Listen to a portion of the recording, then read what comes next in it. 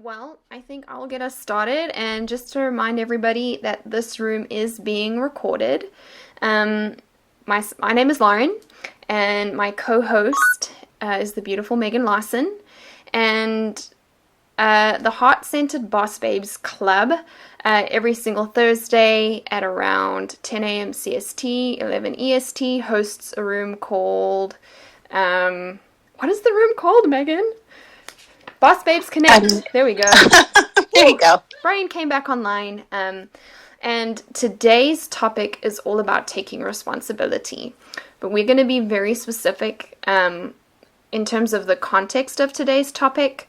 Because over the past couple of weeks, the theme has been preparation season, or the season in which we are getting ready for the thing that we are walking towards, or the goal.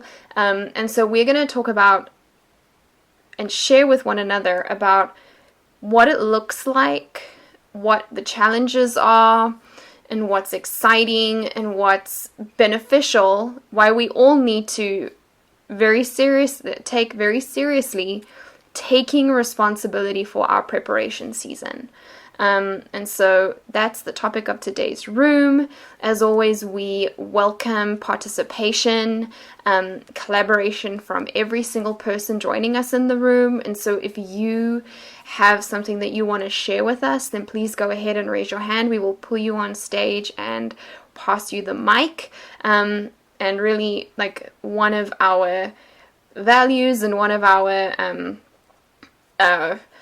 core beliefs, at least over here, is collaboration makes everything better. And we love to hear more voices, more ideas, more experiences, because it just enriches this experience and enriches all of our lives. And so with that being said, Megan, I'm going to hand over to you, and I'm going to start off by asking you what your knee-jerk gut reaction to the phrase take responsibility is. Like, what emotional response rises up for you first? I'm Lauren, and I'm done speaking. Thank you, Lauren. That's a great question. And if I'm honest, it's like a breath of fresh air for me to just hear, take some responsibility, take some personal responsibility. That has been almost my mantra for like a decade. And it's because I realized that for so long I had been blaming everybody else for my circumstances, for the things that had happened to me, and I was just playing victim all the time. And so when I first heard this concept of taking personal responsibility, I was a little bit offended, because I was like, well, what do you mean? It's not my fault I was adopted. It's not my fault I blah, blah, blah, whatever. But then I realized, like, it's true. The things that happen to us are not necessarily our fault, but how we choose to deal with them is our responsibility. And so for, more than half my life, I was angry, bitter, didn't look anyone in the eye, hated everybody, and those were my choices. And because I still have the same circumstances, I still am adopted, I still have, my history, but I just choose to live life differently. And so when it comes to things like business or preparation for a season of, whether it's entrepreneurship or anything else, being able to have the perspective of taking responsibility for yourself, regardless of what anybody else does, it puts the ball back in our court. And I love that. I love having the power to be like, well, that situation sucked, but I can choose to choose how I want to deal with it and what I want to do moving forward. So instead of just being tossed around by my feelings, I can, have a little pity party for 30 seconds, maybe a full minute, and then move on, because there's no need for me to stay stuck in that place anymore. And so I absolutely love taking responsibility when someone else takes responsibility for their own stuff. And I find it just makes everything so much smoother. So that is my contribution. Lauren, what do you think about the phrase? I'm Megan and I'm done speaking. Well, I guess I have a love-hate relationship with it. I'll just be honest. Like you, I too spent a pretty significant chunk of my life feeling sorry for myself, and thinking about all the ways that everyone around me needs to change, so that my life could be better, and how I am obviously just fine the way I am, and like, if other people just picked up my program, and if they just read the memo and abided by my wishes, then my life could be pretty awesome, you know? But that season of my life, or those seasons of my life, because I haven't just had one season of my life where that was like the energy or the mindset of frame of mind that I lived in, were also characterized by depression, an intense season of anxiety, like really, really, really debilitating anxiety, and also some significant health problems, and just in general really low quality of life, to be honest. And it really, like, I guess it felt like learning how to ride a bike, learning how to take responsibility, but like in the movies when a grown-ass woman is learning how to ride a bike, and she's got helmet and pads, and like she's kind of pedaling, and then she just falls over because she's not pedaling fast enough. Like, that's what learning how to take responsibility as a grown woman felt like at first, just falling over a lot and looking kind of silly. But I would say on the other side of really embracing that point of view or that posture in life, I would say that while counterintuitively, so in a childish, immature, emotionally immature state, taking responsibility felt scary and restrictive, in a more mature and having experienced it from a different point of view, like from a more emotionally mature place, taking responsibility is absolute freedom. Like, it is more peace, more freedom, more power than I have ever experienced in my life. And I feel like the more I take responsibility, the more freedom I have and the more power I have to build the life that I want, or to build the life that I feel called to build. And so it really is like, when I think of taking this responsibility, I just think of pure freedom, and I also think of pure power. And so that's one of the reasons why this topic kind of made it onto our schedule, was just because Megan and I both have been speaking about how much it's changed our lives. And a couple weeks ago we did a room, and the topic was embracing the preparation season. And the overwhelming sentiment from us included when it came to preparation season was, oh no, we're failing. You're right, like, that we had this, like, it seemed like the general consensus or the perception, or how, like, we as a culture, I guess, experience preparation, or the not there just yet moments of our lives, the waiting. It's just so fascinating. Like Megan and I were talking about earlier, it's so fascinating that we experience those seasons as failure. Whereas like how, if we sit back and go, like, what person in their right mind would call preparing for a race, or preparing to build a house, or preparing to do anything a failure? We'd call that wisdom. And so we started talking about, man, like, what if we could change the story we tell ourselves about preparation? What if we could redefine it as, for in our hearts, like, for real, see it as, I'm being wise, and I am being diligent in the season of preparation. I'm going to embrace it, because I know that the more I prepare, the easier my race will be, right? And what then it looks like to take responsibility for that particular season of our lives, to rather than look at it or experience it as this thing of like, oh, I just wish this would be over and done with, I can't wait until I can just like get onto the racetrack or get into the race and just run the race. I can't wait for this training season to be over. That like impatience. Like, what would it look like instead for us to go, you know what? I'm going to make the most of the season.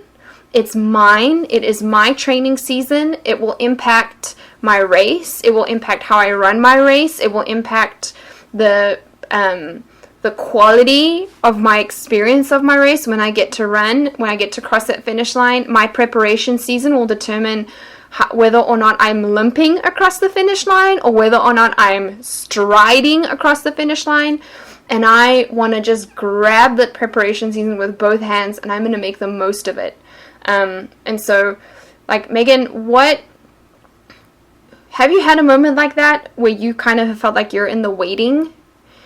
And in what ways, or let's say, what is one way that you've personally taken responsibility for how you show up in the waiting?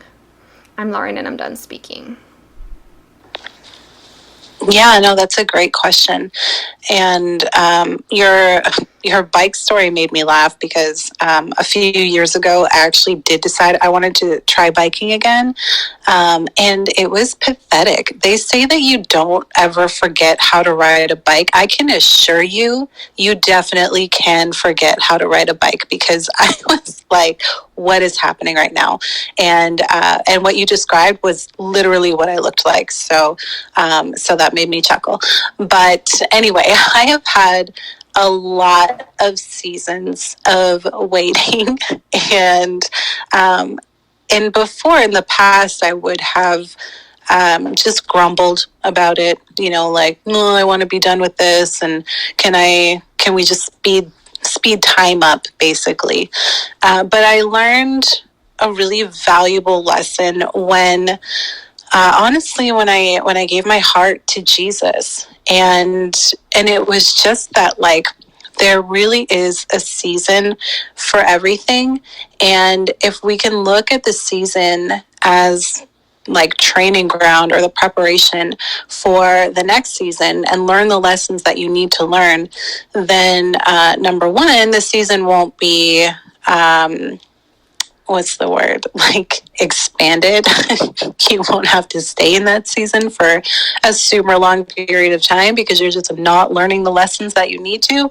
And it also just helps shift your perspective so that instead of longing for your next season, you are just kind of learning what you need to learn in this season. And what that looked like for me was when I was single, and everyone around me is trying to get a husband, and I was like, boys have been a distraction for me for my whole life, so I think I'm just gonna take a year off of dating completely, and just get to know my Creator, and dig my roots really deep in my faith.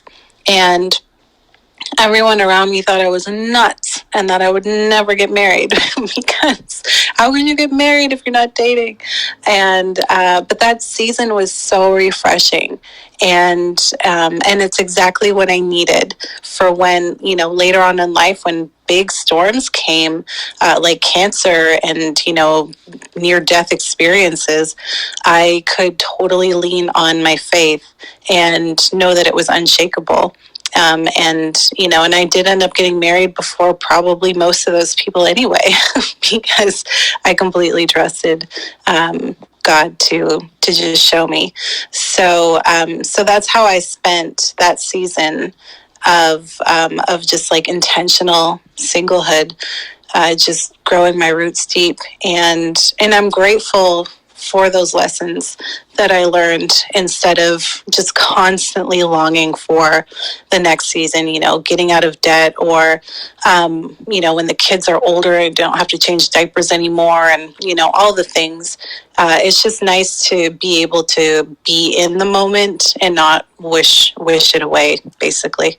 So I'm gonna flip it back around on you, Lauren, and ask you the same thing. And anyone in the audience, if you guys want to jump up on stage and share anything, we would love to have you. So I'm Megan, and I'm done speaking. Thank you so much, Megan. Yeah, I don't think I've handled waiting seasons very well. I'm particular.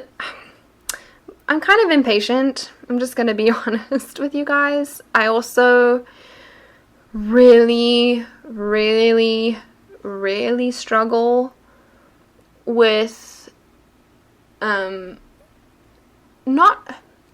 not rest, but I would say that I'm an active rester, if that makes any sense. Like I don't rest by watching TV. I rest by like reading a great book, but not fiction, or um, going for walks, or going for runs, or going for hikes, or painting three of my rooms in my house or something. Like that's what rest looks like for me.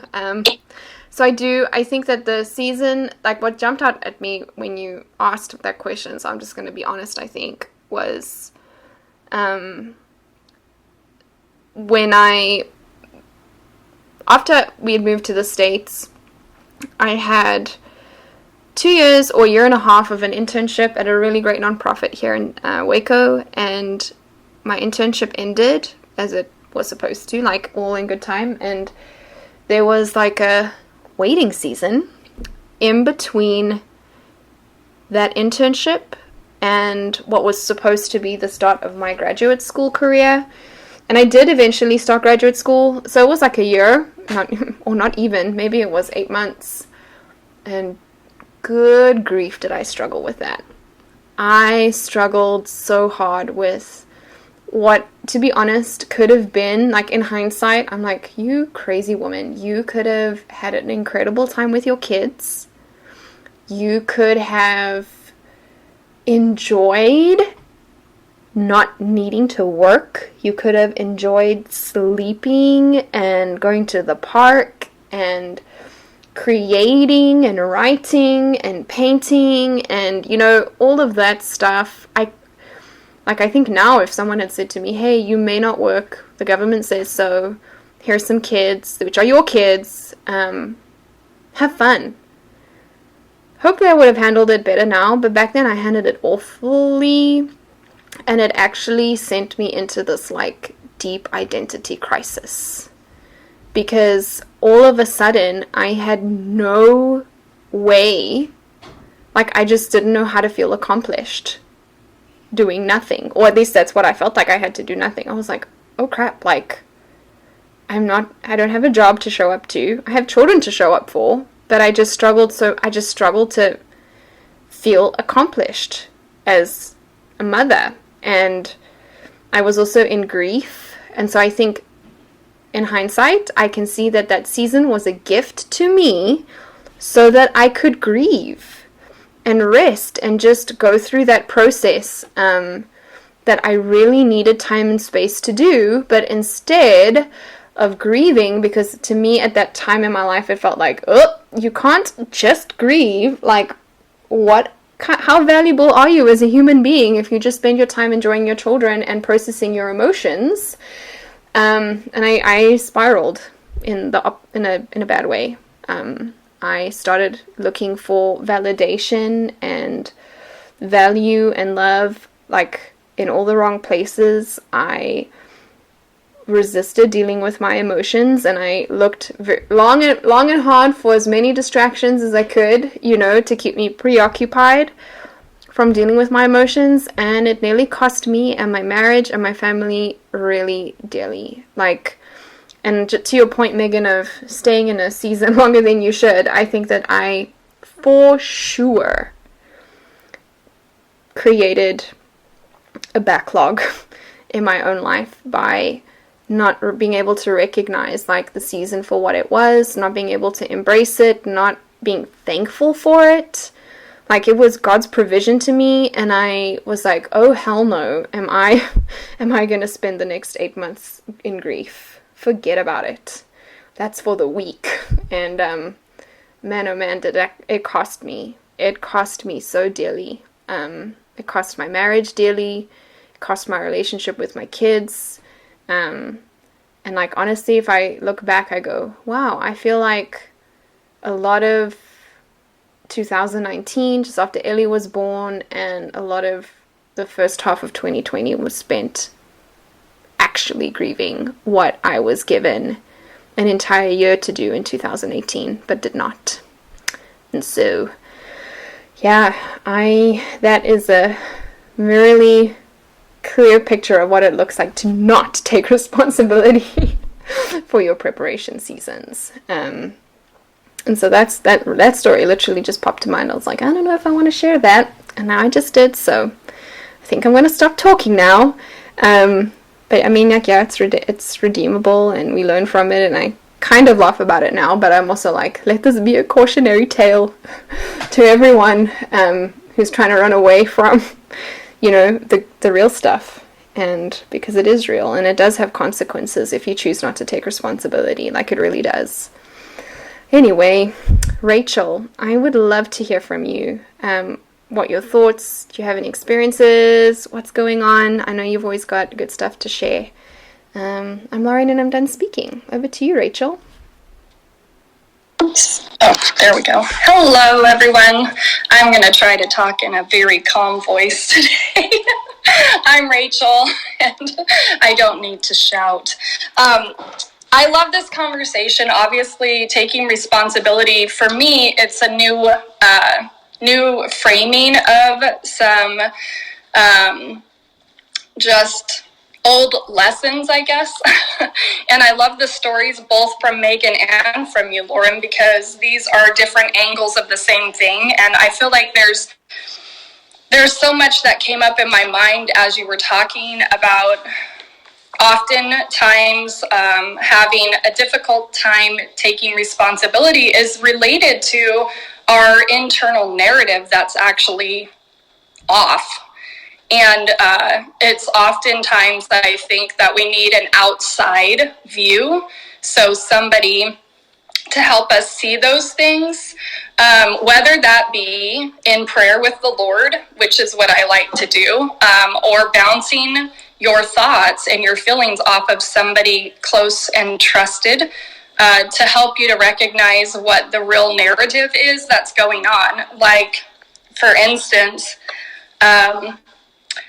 just in the story that you were telling, Lauren, just feeling like I relate to that on the level of being such a deep and strong feeler that when I do have emotions about something, I really don't want them to come out because it's like intense. It's not like, I don't have like, I'm not going to have a nice cry time that doesn't have like, that just isn't, that I'm going to cry with, it's going to be uncomfortable. It's going to be awkward. It's going to be all over the place kind of thing.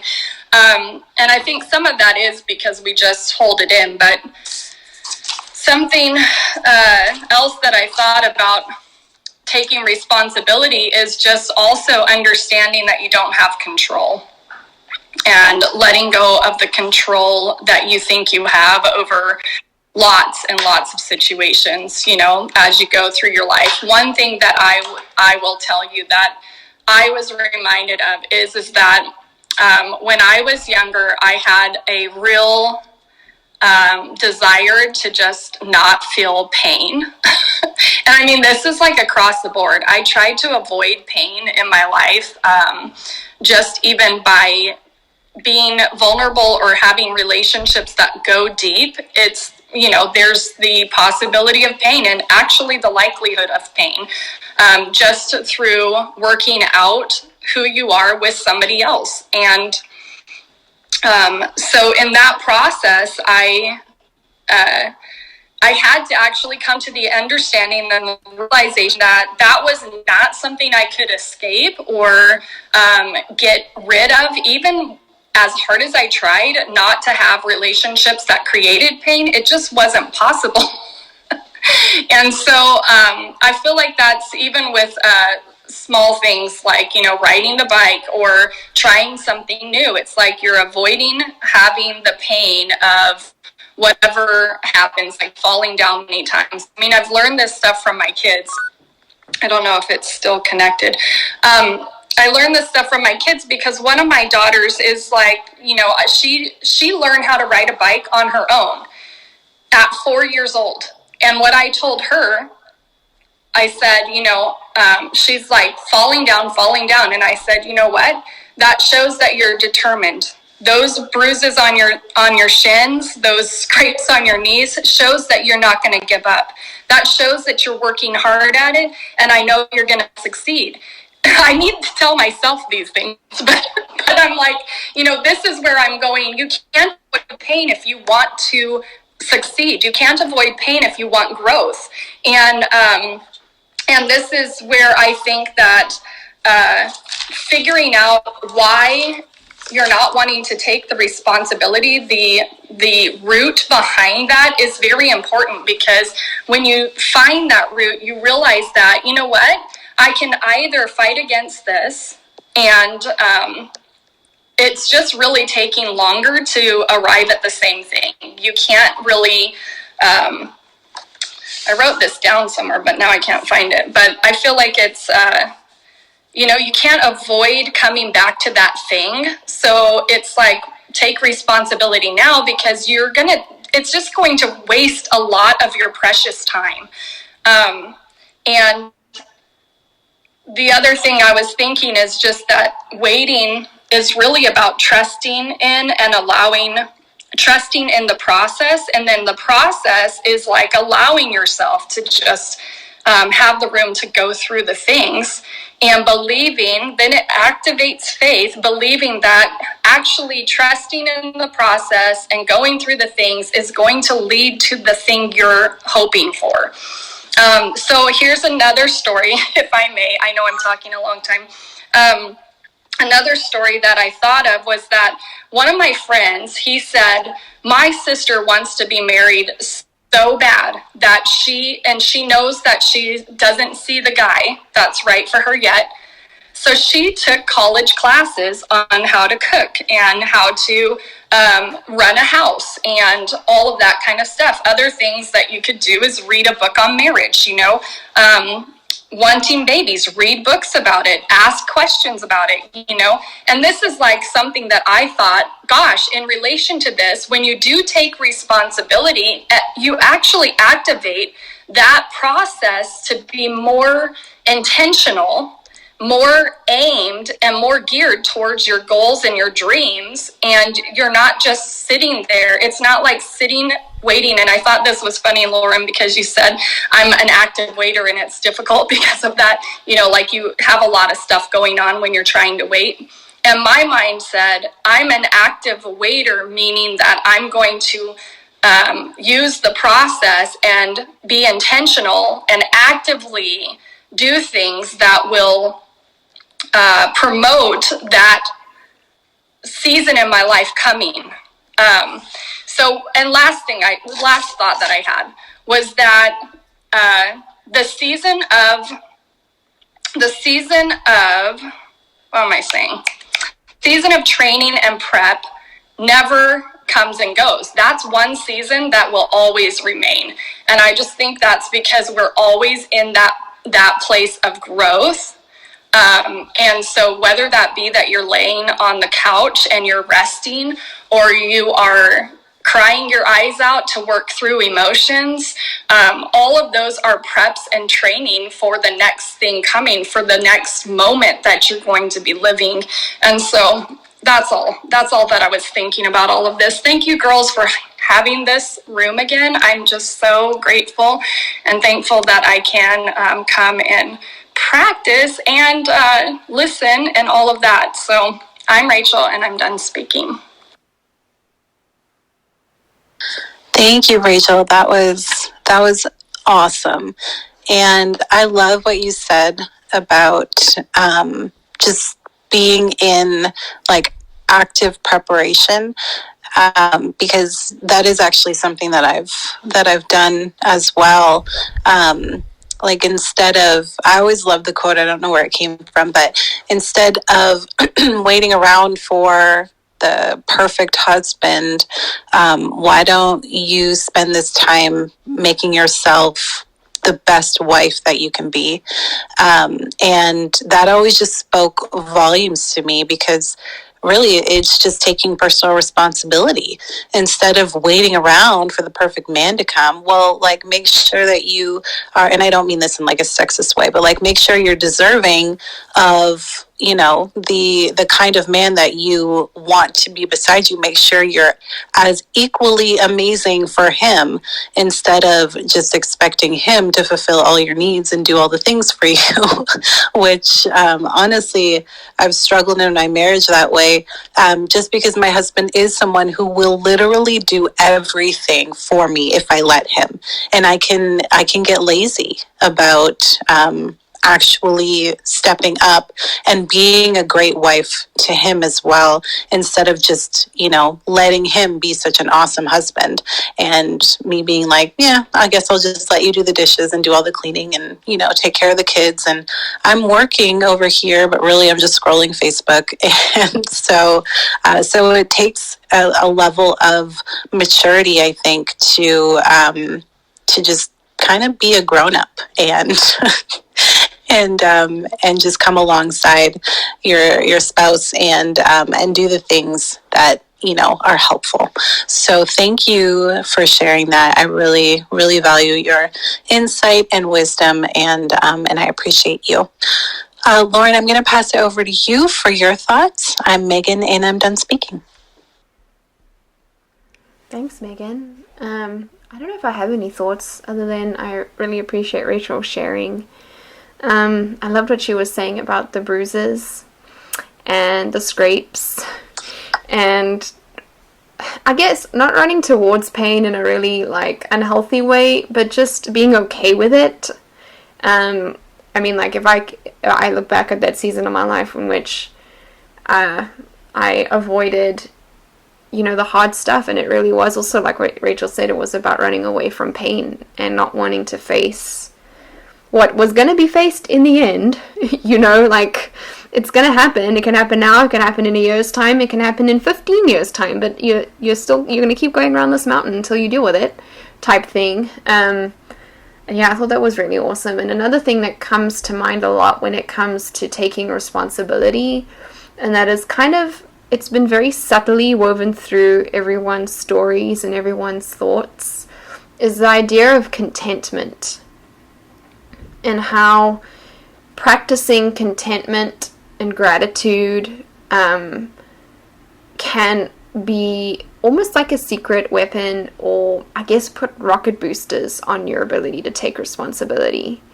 you know. And I wonder also about, so like how I see like the flip side or the underside of the coin of contentment is, in my opinion, entitlement, feeling entitled to something other than what you have, feeling entitled to a different season, feeling entitled to a season looking a different way. I mean, as I'm speaking, I'm like, well, that sounds a lot like my posture in life back then. You know, I felt entitled to no pain. I felt entitled to more quote-unquote purpose. It sounds ridiculous even saying it. I felt entitled to something more exciting, and I didn't get it, and so I was angry, and frustrated, and not grateful, not content with where I was, and I think that contentment really does position us to make the most of wherever we are, and to really, like, squeeze the juice out of it. You know what I mean? Like, I feel like that is another side of taking responsibility that we really don't appreciate enough, is that one of the other gifts that taking responsibility gives us is that it allows us to really squeeze every last drop of goodness from whatever it is we have and wherever it is we are. And I'm just thinking about, you know, like at the moment I am in the beginning phases of training for a half marathon, and I've done it a couple times before, but like a long time ago in a faraway land, in a distant life. Lauren used to run. So it's familiar, but it's also new at the same time. And I'm just thinking about, I'm remembering what it was like training for my first ever half marathon. And how many shortcuts in training I took. I think I mentioned this before, mostly in the area of inclines and hills, and being able to run or even just walk up a steep hill would have been a great thing to include in my previous training regimen, seeing as my marathon took place in the mountains. It was just interesting how, you thought like, oh, I think I'm going to cheat the system and not train on hills, but think that actually running the race on a mountain or in the mountains is going to go well for me. And I really hurt my calf muscles and my feet, quite significantly because of that. And how now, even in the early phases, and especially in the early phases, as it is so painful to get started and as it is so exhausting to get started, because of hindsight and experience going, I am not going to wait until race day to figure out what it is like to run up a hill. We're starting today. And so like my first day of training and every day since then made sure that I had an incline, that I had to run up an incline and down an incline at least once every single day that I train, because I know that pain is gonna be there on race day, maybe even more than once. And what it cost me last time was nearly not being able to finish. And I don't want to have that experience again. And yeah, I guess I'm kind of marinating quite deeply in Rachel's thoughts on pain and how we think that we're really smart trying to avoid it in training, because we kind of can, right? We can control to some extent the conditions into which we're training. We can protect ourselves from certain elements in training, but we can't do that on race day. Like when we're showing up and when we're there and when we are on the course that's set before us, you can't just decide to not run up the hill. If you want to get to the finish line, you have to do it. And I just think that to take responsibility for that and to own it and go, or to take responsibility for your race day experience by going, okay, well, how do I want to finish? Or what do I want my race day to feel like? All right, so what does that mean for training then? Do I want to drag myself across the finish line, or do I want to sprint across it? Because it's not just going to happen. Like, it doesn't just accidentally happen. And I think that's another thing that we do, is that we look at people crossing the finish line early. We look at people running across the finish line with energy, and we go, oh, well, they're just gifted. Or, oh, well, they're just lucky. Or look at what their bodies look like. Obviously, they had some help in the genetics department. And we don't ever take a look at ourselves and going, I wonder how much time that person spent hill training. I wonder what time they were waking up. I wonder how many hours they spent on the road preparing for today. And we try and distance ourselves from the consequences, or we try to distance ourselves from the outcomes, and blame it on genetics or luck or fate or whatever the case may be. But I bet that if a lot of us are brave enough, we can look back to our training choices and go, oh, I see why that was so tough. It's because I chose to take shortcuts in my training. So yeah, I just spoke a lot, and I'm done now. I don't even have a good question to pass on to you, Megan, so I'm really hoping that you can pick up from where I left off, or Rachel even, if you want to, you're welcome to raise your hand, but I'm Lauren, and I'm done speaking. I love that. And I did actually have some thoughts. So that's okay, Lauren. What came to mind was the way that we go through the seasons of our lives. Because I mean, we can do it kicking and screaming, or we can do it in a way that is uplifting to ourselves. And what I mean is like embracing every season that we're in, even the ones that are painful, even the ones that seem to have no end in sight, and are hard and are really, really hard. Because when we can go through those seasons, with a smile on our face, or focusing on whatever we can that's going well, sometimes even forcing ourselves to find something that's going well. It can be challenging, but I promise you, there is always something that we can choose to be grateful for.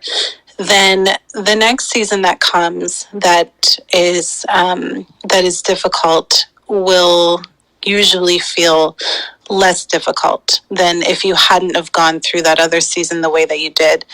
And what comes to mind is when I was pregnant with my middle, and I shared this on a mastermind this weekend, but I'm going to share it again because I don't think everyone was on it. But when I was pregnant with my middle son, I had developed this weird pain that was, it started on the left side of my body, under my ribs, in the morning, and throughout the day it just got worse and worse. And I have a really high pain tolerance, but by the time I got a hold of my midwife, because she had been out of commission, she had been at a birth all night, so she'd been sleeping all day. By the time I got a hold of her, like, I was in excruciating pain, and it was like the entire length of my abdomen. And long story short, I had an emergency C-section, and I mean, the pain was like a 10 out of 10. Even to this day, I've never been in so much pain in my life. It was absolutely excruciating. And well, actually, that's not true. I've gone through gallbladder pain now, and that was just as bad. but that was the first time that I'd ever experienced pain like that. And I mean, it was all day, and it felt like it could never, it was never going to go away. And we had the surgery, and he came out and had to spend time in the NICU. But a few months later, I was diagnosed with a really rare and aggressive cancer.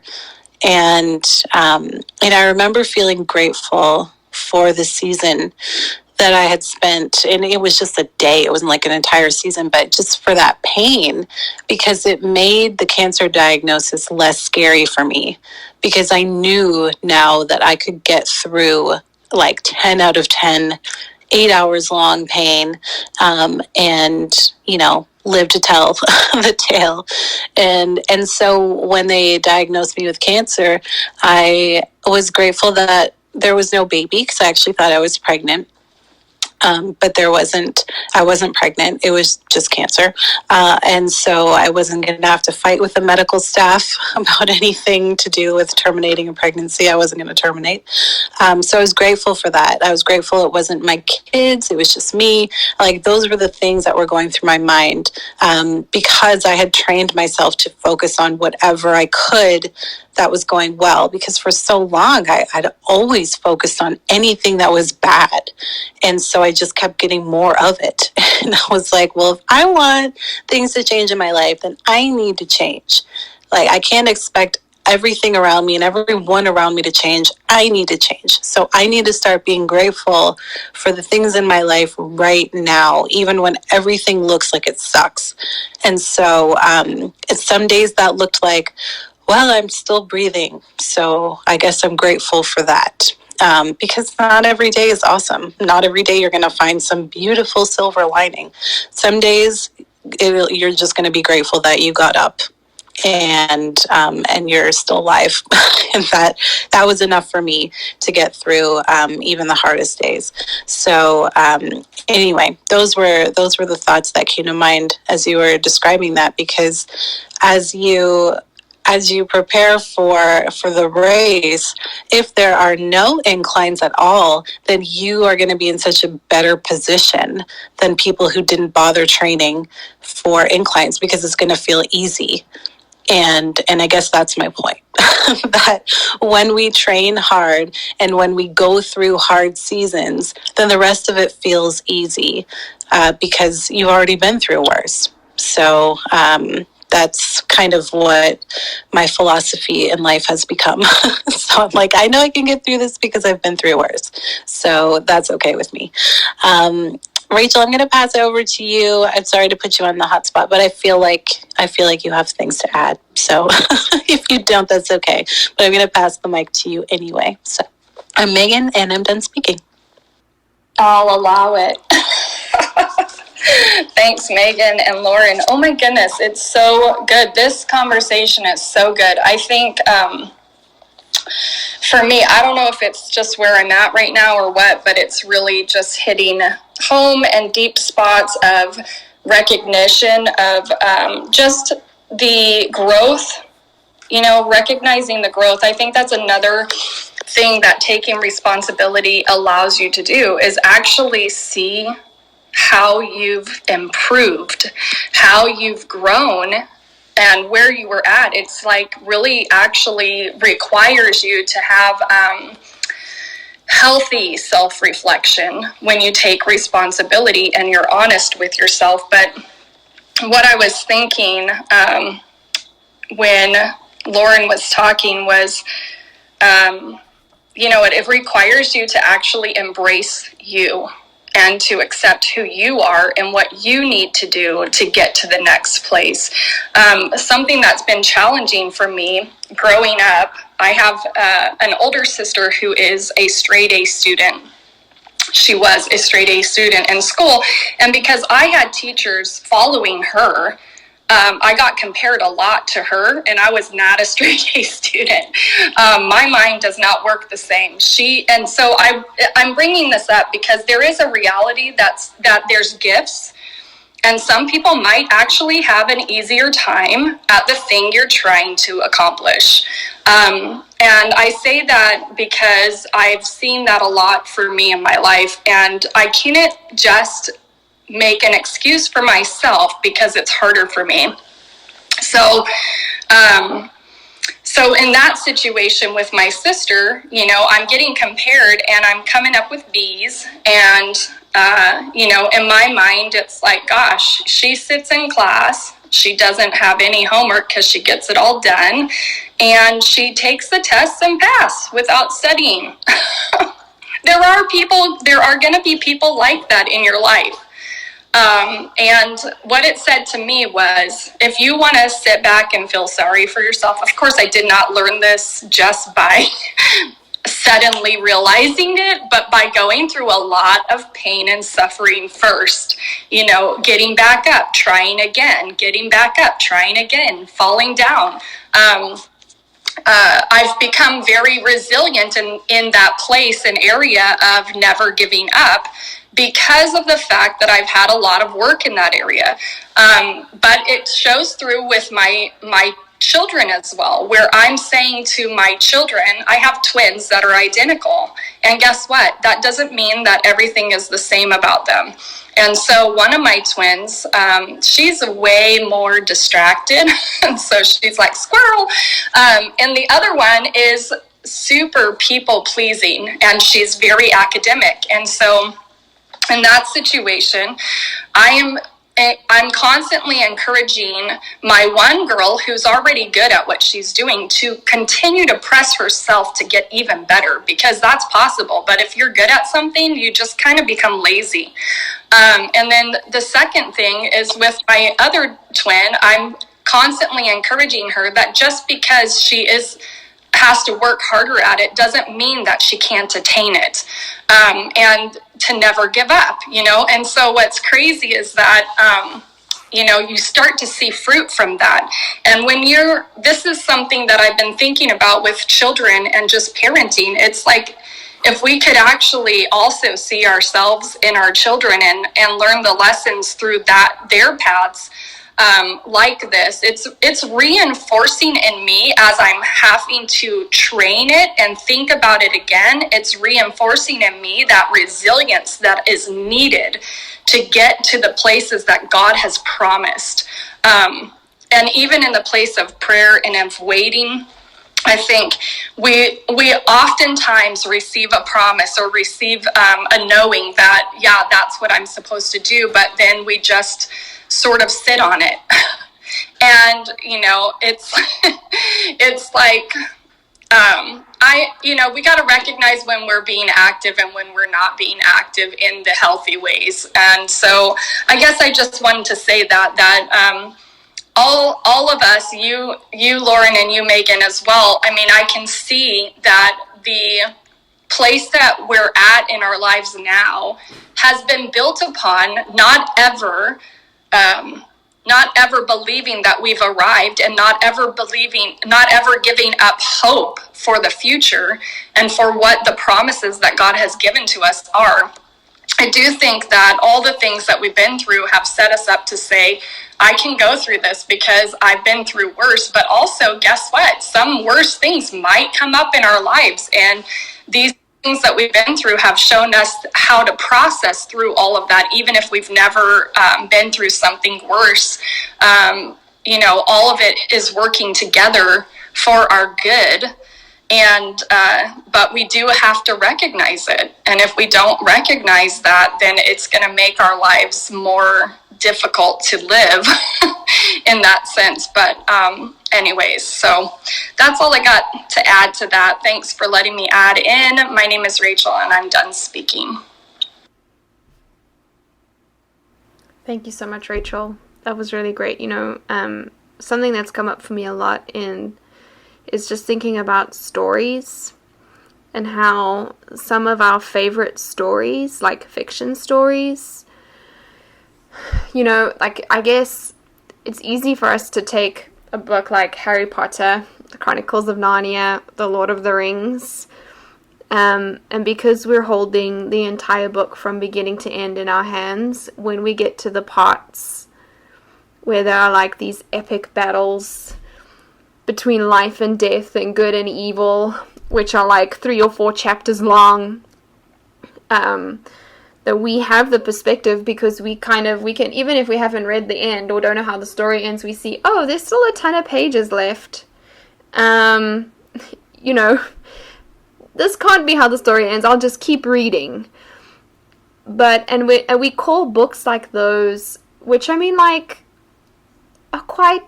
have quite tumultuous parts in them, we call them adventures.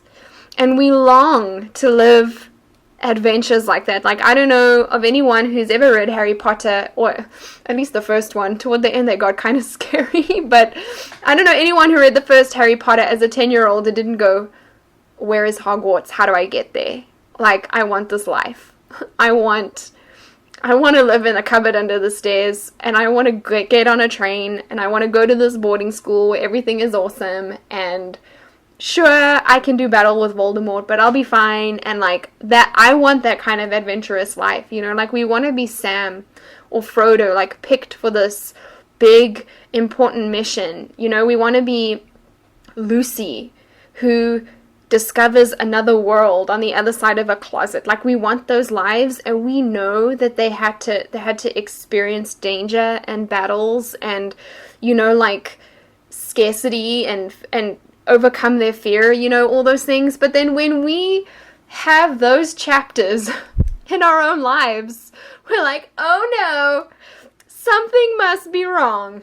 I must be messing up somehow, because I've hit that chapter in my life where I need to go up against my fear, or I need to come up against the powers of darkness, or I need to come up against these hard things. What have I done wrong? Woe is me. Why is everyone out to get me? What am I gonna do? Do I just wait for this to go away? Like, in our own lives, we don't call it the same thing as when we're holding a book in our hands, or when we're watching the movie, getting all riled up and excited about it. And one thing that I've really been challenging myself lately is to just get some perspective on the moment that I'm in. That when I'm finding myself feeling resentful or frustrated or discontent or any of those things, not to judge myself, because I don't think that's helpful either, but just to sit back and go, hey, like, how do you think you're gonna, Lauren, like, how do you think you're gonna remember this season in 10 years' time? What stories are you gonna, I know the story you're telling yourself about it today, but what story can we make up about how we are gonna share this moment in 20 years' time from today? And man, then the perspective just changes so much that I'm like, this is just one of those chapters, that is gonna worry but also excite and inspire someone else, maybe, hopefully one day. Or maybe I can look back on this chapter and get inspired and excited.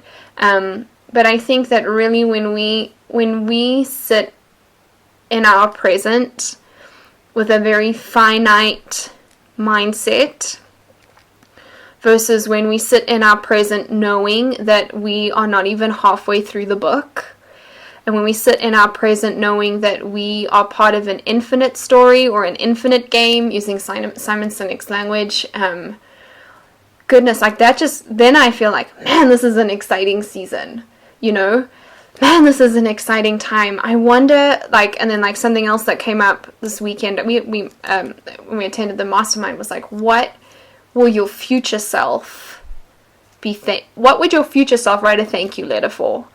Based on how you acted today, based on how you treated yourself in this moment, or what you invested in right now. And so I think that really the essence of taking responsibility for preparation seasons is also and actually taking responsibility for the rest of your life and your entire story. And that you cannot separate taking responsibility for where you are today from where you will be tomorrow or in 10 years' time or in 50 years' time, and you can't separate where you will be in 50 years' time from what you did today.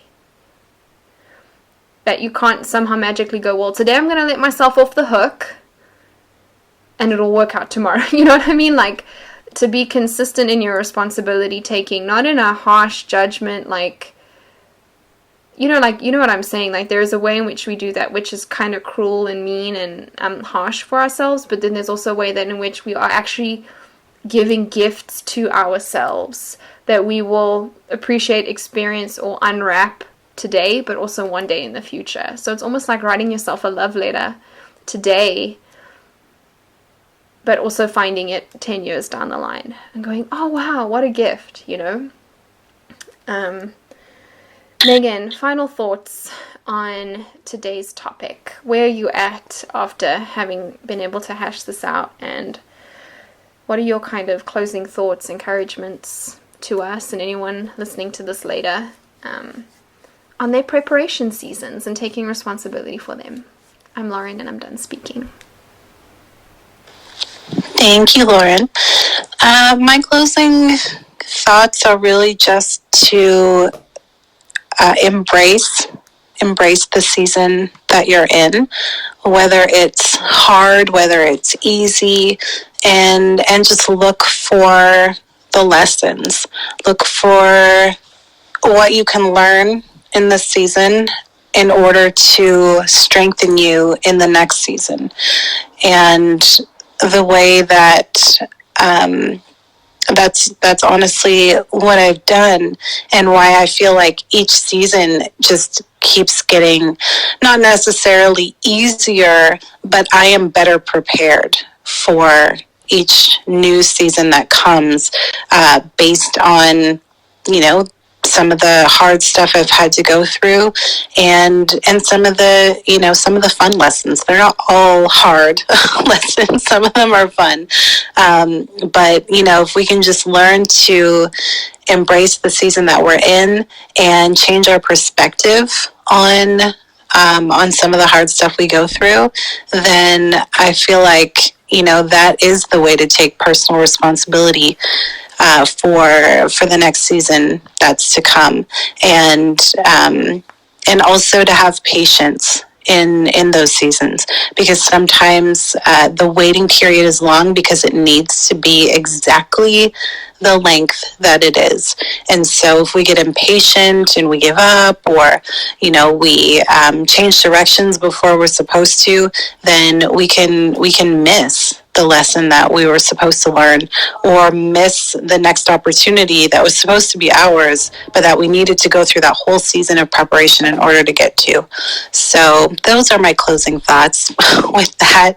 I just really want to thank everyone for being here, for holding space, and for just contributing to this conversation, whether it was being up on stage or just being in the audience. Like I said, holding space and just giving us your energy. So I appreciate all of you, and we'll see you next week at the same time, 10 Central, 11 Eastern. Have an amazing day, you guys. We'll see you later. Bye, everyone.